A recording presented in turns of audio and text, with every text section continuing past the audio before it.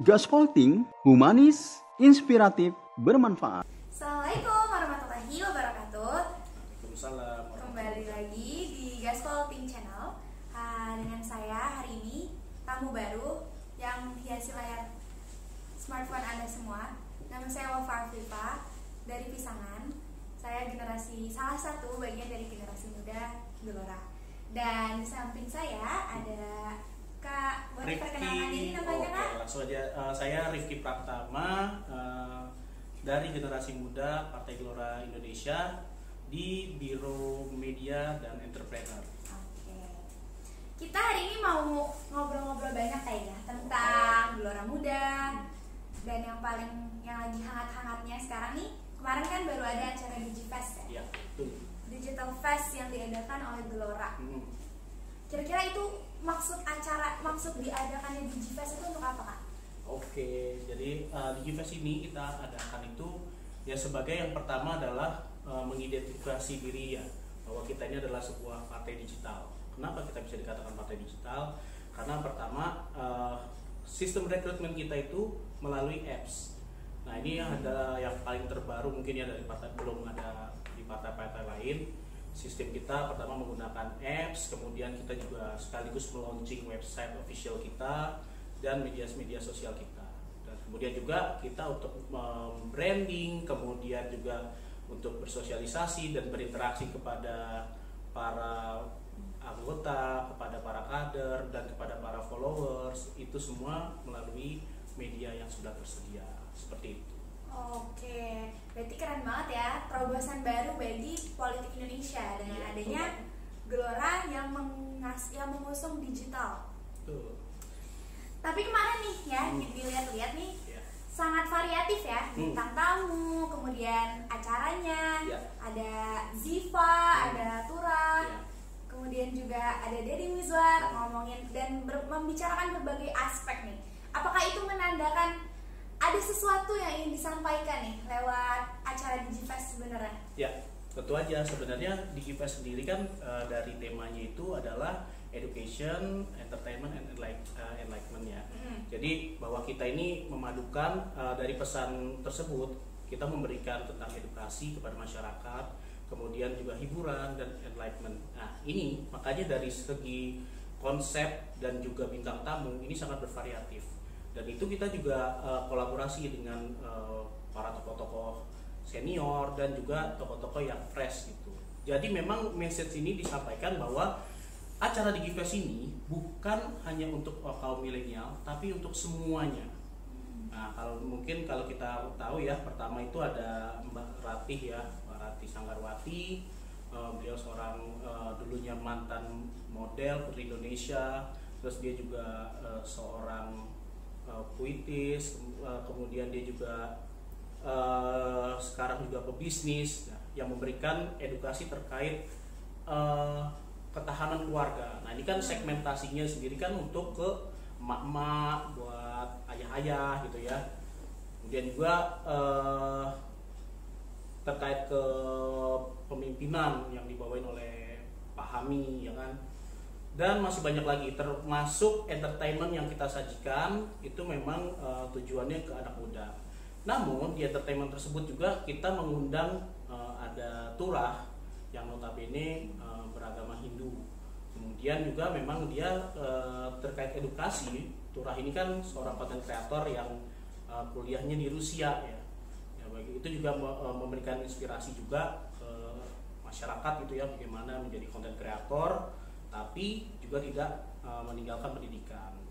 Nah terkait Ziva sendiri, Ziva itu yang kita ketahui dengan Ziva ini non muslim, kemudian juga nyanyi. Nah itu juga yang kita sampaikan juga ketika saat ada acara nge-jam gitu. Jadi bahwa memang kita ini heterogen lah, Partai Gelora ini heterogen. Jadi kolaborasi antara yang tua, yang muda. Bahkan kita paksakan tuh Om Fahri kan kita lihat ya ada agenda di roasting sama Viko dan balas-balasan. Nah itu juga bagian bahwa tidak terpisahkan dan tidak terelakkan itu antara marginal ini, itu sih.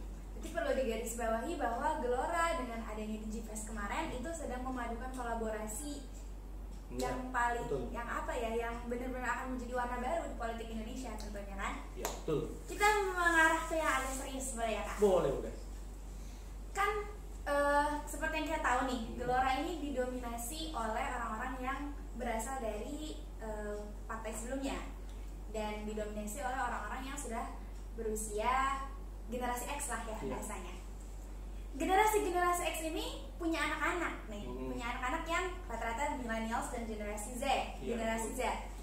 Kira-kira nih, gimana ya caranya untuk menampung generasi Z ini? Karena berdasarkan pengalaman pribadi nih, aku yang seumuranku, banyak nih teman-temanku yang orang tuanya dari Gelora, yang orang tuanya sudah berada di Gelora, tapi mereka dari kecil nih dididik dan diberitahu bahwa dengan pola-pola dari partai sebelumnya. Nah, kira-kira gimana nih untuk memahamkan agar anak-anak dari generasi X ini atau generasi Z yang ada di Partai Gelora saat ini itu bisa benar-benar memahami Gelora dengan esensinya tanpa harus ikut-ikutan sama orang tuanya. Ya.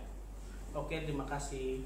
Jadi terkait ibarat kata mungkin dikatakan darah biru ya, awalnya ya. Nah, enggak juga sih. Buktinya saya sendiri dari kalangan biasa aja. Jadi ayah saya seorang security, ya kan, ibu saya ibu rumah tangga di kampung gitu. Nggak ada kait-kaitannya sama partai manapun, nggak ada kait-kaitannya dengan apalah, memang nggak pernah berkecimpung gitu. Saya pribadi sendiri nggak ada dari keturunan kader manapun lah. Dan memang mengukuhkan diri di Gelora gitu, dan alhamdulillah pun sekarang dipercaya di DPN. Ini kan bukti bahwasanya Gelora ini nggak pandang terkait ini ya apa namanya darah biru tersebut gitu, bahwa saya pun yang ibarat kata rakyat biasa, asalkan kita punya skill, kita punya kemampuan, dan kita punya interaksi, bisa berkolaborasi, itu pasti insya Allah akan dimaksimalkan. Dan yang paling terpenting bagaimana tidak ikut-ikutan tadi ya. Nah, seperti yang kita ketahui bahwa mungkin teman-teman bisa cek nanti ya, ada gak sih partai yang punya gagasan. Nah, kalau di Gelora sendiri kan jelas tuh, di Gelora sendiri kan bahwa kita ini punya cita-cita, punya tujuan. Cita-cita kita apa sih? Menjadikan Indonesia sebagai kekuatan 5 besar dunia dengan arah baru, ya kan? Nah, kita ini saat ini sudah, kalau misalnya dari konsep yang dibawa oleh Pak Anies Mata sebagai ketum Gelora Indonesia, nah itu kan beliau punya imajinasi bahwa nanti Indonesia itu bisa menjadi kekuatan 5 besar dunia. Nah, dengan narasi tersebut, dengan ide tersebut, nah inilah yang imajinasi tersebut. Nah, di sini sekarang perannya anak muda yang harus mewujudkan tersebut. Nah, makanya kemarin itu di Gelora Muda sendiri akhirnya kita mengadakan lomba narasi kaum muda dalam arah baru Indonesia. Jadi itu kita mau menggali nih, mereka tuh masuk gak sih, sampai gak sih pesan arah baru Indonesia tersebut.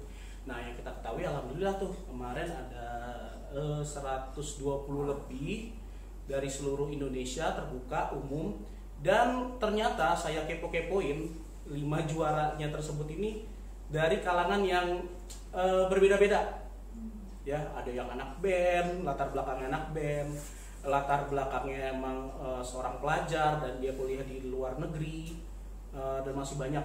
Jadi memang unsur imajinasi ini yang dibutuhkan dan kemudian akan diimplementasikan oleh anak muda. Jadi aktornya itu kita sebenarnya, para anak muda. Bapak-bapak kita itu hanya menyampaikan gini loh caranya, nah, tapi action itu di anak muda. Mungkin seperti itu sih. Bagus sekali ya gagasan dan ide-ide untuk masa depannya. Ya. Tapi ini kan balik lagi ya, ini masih di ranah politik. Ya. Apakah ada politik dinasti nih yang sedang ada di dalam badan Gelora? Ya. Kalau terkait politik dinasti ya seperti tadi, alhamdulillah ya, kalau di Gelora sendiri ini nggak ada ya. Jadi memang seperti saya sendiri tadi yang seorang rakyat biasa gitu kan, gabung ke Gelora. Memang kita dibuka secara umum, semua terbuka, bagaimana untuk mendaftar Gelora, cukup install ya aplikasi Gelora di Play Store atau App Store. Kemudian teman-teman nanti bisa bergabung di situ, masukkan data diri dan pilih relawan atau sebagai anggota. Nah, nantinya akan dikompilir oleh bidang SDM. Nah, nanti teman-teman akan di setiap daerah itu nanti akan dimaksimalkan nih. Apabila teman-teman punya kemampuan, kolaborasi, selama memiliki cita-cita bersama untuk membangun Indonesia dan mewujudkan Indonesia sebagai kekuatan 5 besar dunia, maka dipastikan bahwa teman-teman akan berkontribusi di Gelora secara maksimal seperti itu. Oke, baik.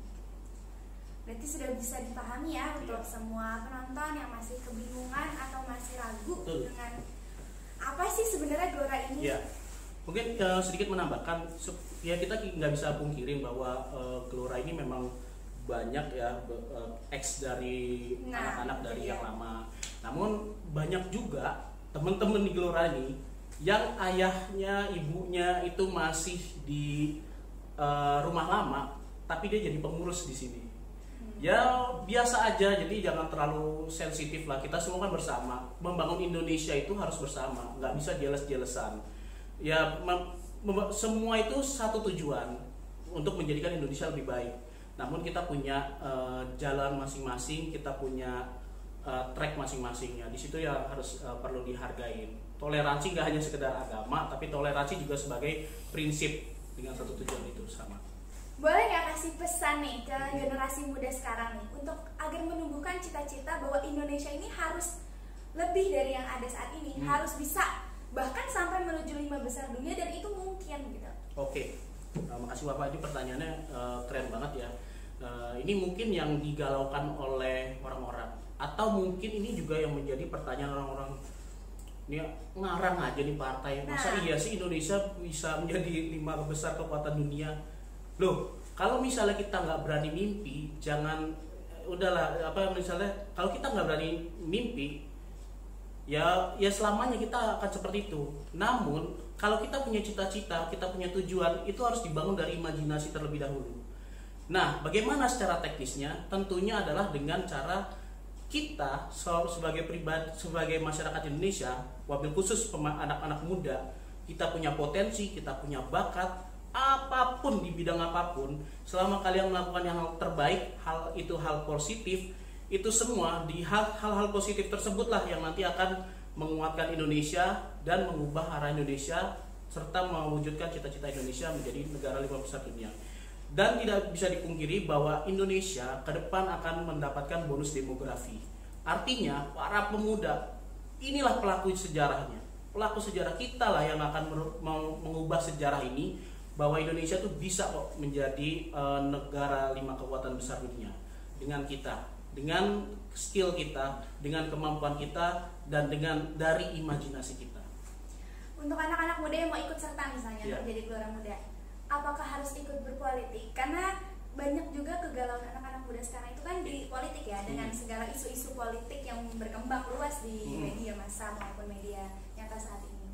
Oke, sebenarnya hal yang pertama harus ditanamkan mindsetnya ya, bahwa politik itu nggak semuanya harus kotor, bahwa masuk politik itu bukan sebuah hal yang dosa, bahwa masuk politik itu bukan hal yang haram lah ya.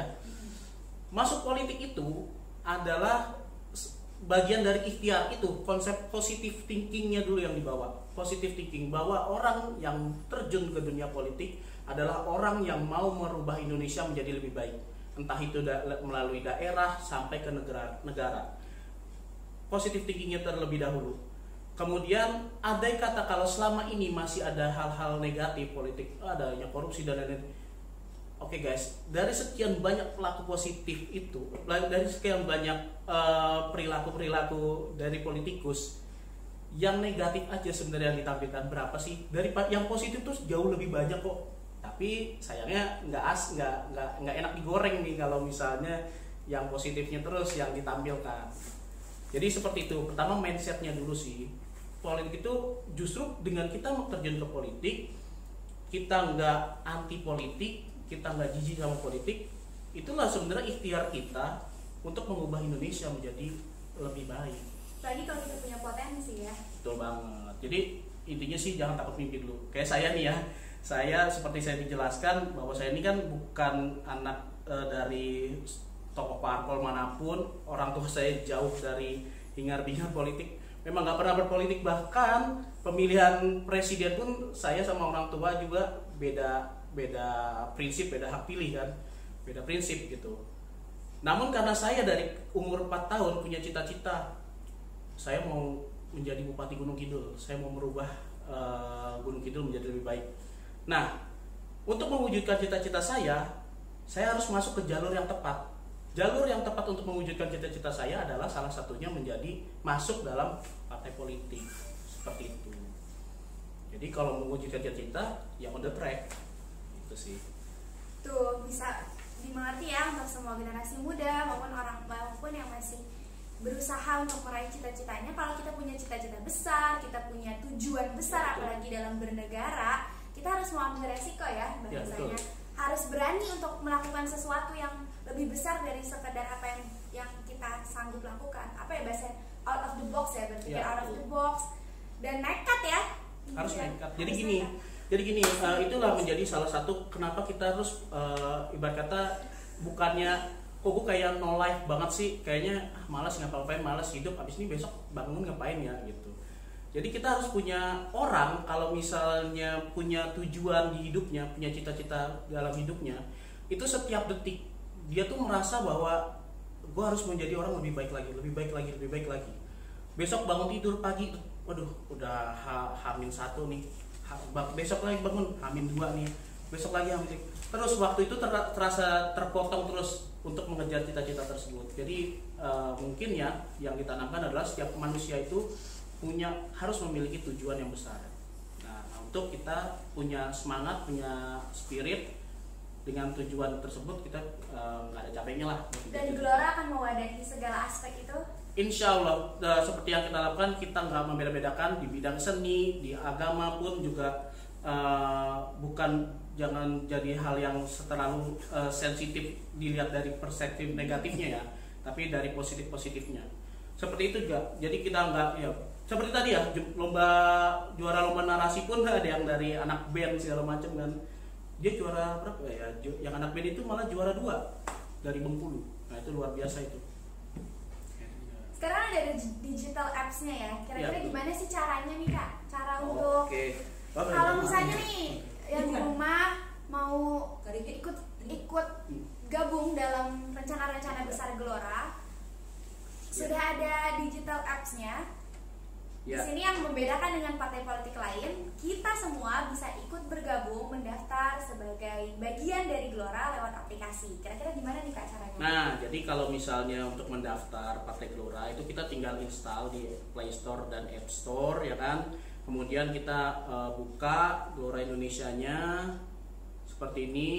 Terus nanti kita masukkan nih data diri kita. Kita pilih apakah kita mau sebagai anggota atau sebagai relawan gitu ya. Nah, bedanya apa tuh? Oh iya, kalau sebagai anggota ya kita sebagai kader fungsional. Jadi kita akan dimaksimalkan, potensi kita akan digali, dimaksimalkan untuk kebutuhan partai.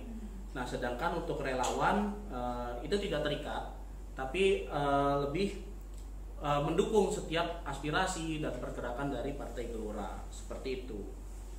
Jadi ya cukup mudah ya, nanti kita akan mendapat nomor induk anggotanya itu.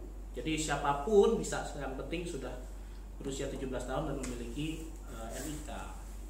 Jadi harus segera nih ya generasi-generasi muda yang mau ikut berpartisipasi dalam Gelora, apalagi yang sudah tahu sebenarnya tentang Gelora dan gagasan-gagasan Gelora. Kalau belum mendaftar, ayo segera daftar dan aplikasinya. Jangan salah ya, Gelora Muda itu kita punya banyak program ya. Nah, coba jelaskan. Ya. Kira-kira program Gelora Muda itu apa aja? Apakah bisa menarik simpati dari banyak orang yang masih ragu? Nah, kita ini kan ada beberapa bidang ya, ada bidang olahraga, bidang entrepreneur, kemudian ada bidang politik, ada bidang media sendiri, dan lifestyle atau sosial budaya. Nah, di sini kita akan menampung hobi, bakat teman-teman, kemudian kemampuan teman-teman. Nah, yang sekarang sudah berjalan di bidang entrepreneur ini buat anak muda ya, buat anak muda. Jadi kita ada program itu namanya Digitalk. Jadi kita mengundang beberapa narasumber para pebisnis, entrepreneur ya untuk melakukan webinar. Kemudian setiap sebulan sekali. Nah, kemudian setiap 2 minggu sekali kita membangun ekosistem nih. Jadi nggak cuma dapat ilmunya doang, tapi kita membangun jaringan. Nah, di situ kita akan kumpulkan teman-teman member entrepreneur untuk sharing sesi curhat. Nah, dengan curhat-curhat tersebut, nanti kan mereka akan timbul, berarti itu bisa kolaborasi sama bisnis gua, ini bisa kolaborasi sama bisnis gua. Nah, itulah network, kita bangun network tersebut, wadah network. Kemudian di olahraga, sekarang kan pandemi ya, susah. Kita punya klub sendiri, mabar. Sekarang baru Mobile Legend. Nanti ketuanya Stefanus ya, yang mau digendong sampai Mythic. Partai ada klub Mobile Legend ya? Jangan salah, Sosbud sebentar lagi akan garap K-pop. Nah, ini para K-popers ditunggu, buruan gabung dah pokoknya. Nanti bagaimana kita mengemas K-pop ini menjadi positif dan membawa arah Indonesia baru ya, dan menjadikan K-pop ini sebagai salah satu jalan Indonesia 5 besar dunia. Berarti yang punya cita-cita, yang punya tujuan, tapi doyannya nge-game, doyannya nontonin MV, boleh kita coba dari ikut gabung. Ya, please kita nggak usah kaku-kaku lah sekarang sama politik, karena sefleksibel mungkin. Politik itu dibawa asik, dibawa enjoy.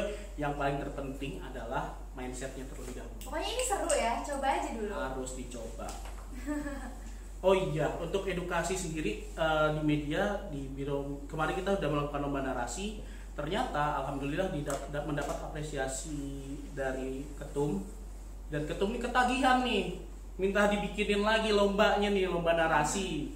Nah, teman-teman nih sekalian promo boleh ya? Boleh dong. Sekalian promo deh.